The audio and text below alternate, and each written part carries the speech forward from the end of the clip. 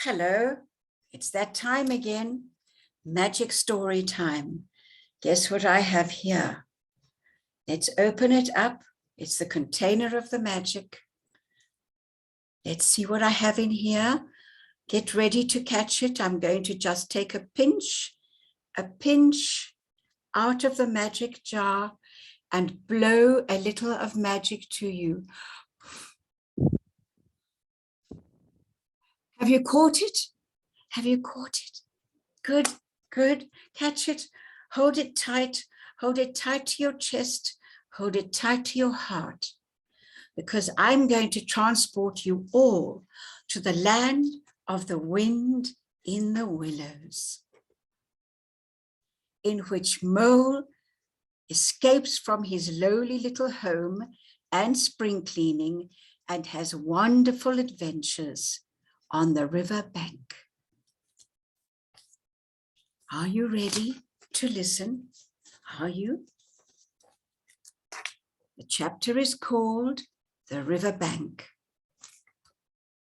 The mole had been working very hard all the morning, spring cleaning his little home, first with brooms and then with dusters, then on ladders and steps and chairs, with a brush and a pail of whitewash, till he had dust in his throat and eyes and splashes of whitewash all over his black fur and an aching back and weary arms. Spring was moving in the air above and in the earth below and around him, penetrating even his dark and lonely little house with that spirit of divine discontent and longing. It was small wonder then that he suddenly flung down his brush on the floor and said, "Bother," and "Oh, blow," and also "hang spring cleaning," and bolted out of the house without even waiting to put on his coat. Something above was calling him imperiously. So he scraped and scratched and scrabbled and scrooged, and he scrooged again and scrabbled and scraped again, working busily with his little paws and muttering to himself, "Up we go, up we go, up," till at last, pop, his snout came out into the sunlight, and he found himself rolling in the warm grass of a great meadow. "This is fine," he said to himself. "This is better than whitewash." The sunshine struck hot on his heated brow, and after the seclusion of the cellarage he had lived in for so long, the carol of happy birds fell on his hearing almost like a shout. Jumping off on all four paws at once in the joy of living and the delight of spring without its spring cleaning, he pursued his way across the meadow. It all seemed too good to be true.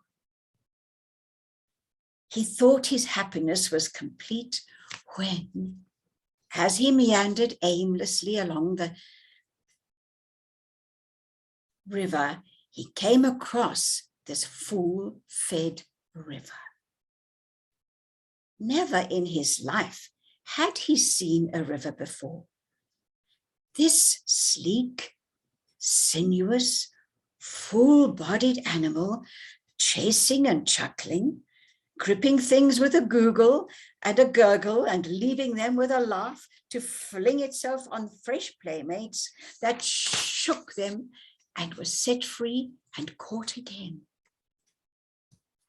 All was a shake and shiver, glints and gleams, and sparkles, rustle and swirl, chatter and bubble.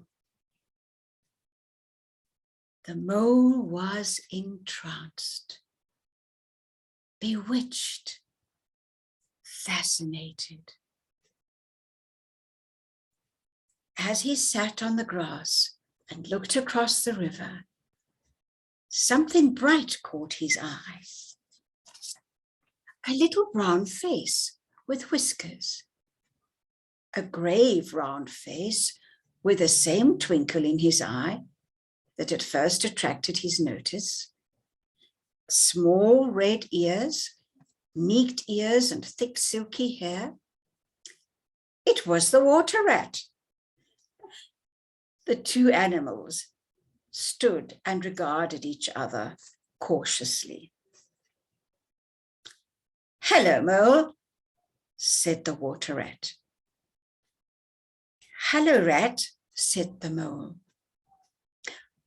"Would you like to come over?" inquired the rat presently. "Oh, it's all very well to talk," said the Mole rather pettishly, he being new to a river and riverside life and its ways.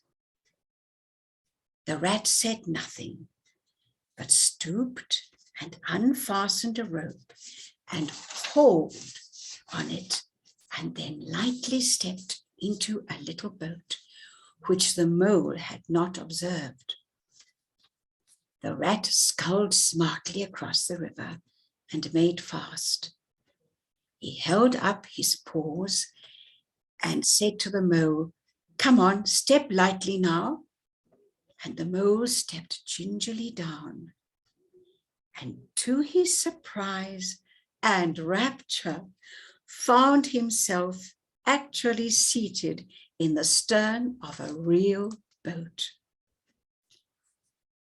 "This is a wonderful day," he said. "Do you know, I've never been in a river before in all my life." "What?" cried the rat, open-mouthed. Never been in a... Well, what have you been doing then?" "Is it so nice as all that?" asked the Mole shyly. "Nice? It's the only thing," said the water rat. "Believe you me, my young friend, there is nothing, absolutely nothing, half so much worth doing as simply messing about in boats."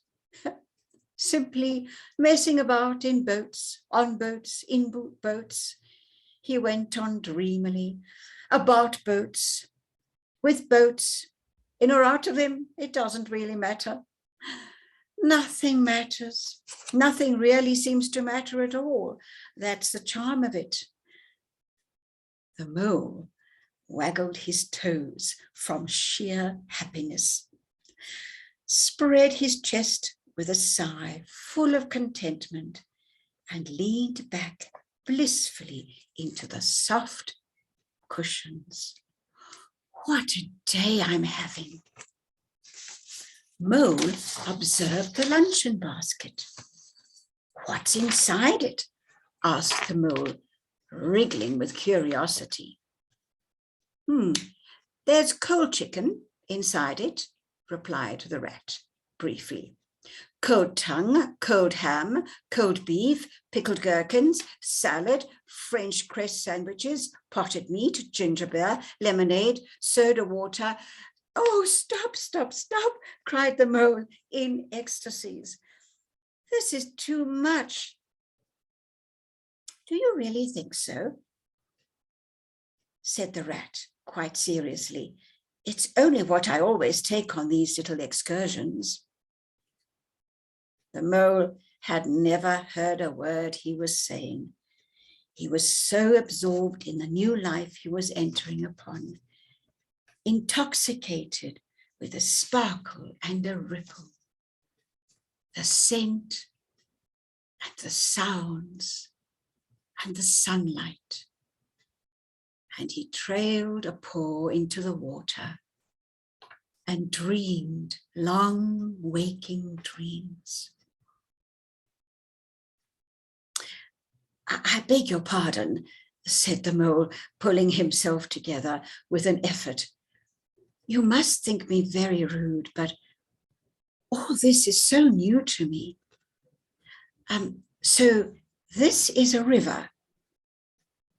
The river, said the rat. And you really live by the river? What a jolly life. By it, and with it, and on it, and in it, said the rat.